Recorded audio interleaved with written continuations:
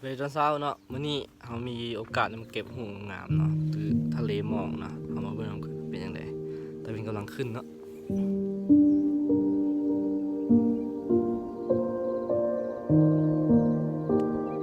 นี่เนาะบรรยากาศของทะเลหมอกเราน้ำไหลตื่นขึ้นท่าสีทอง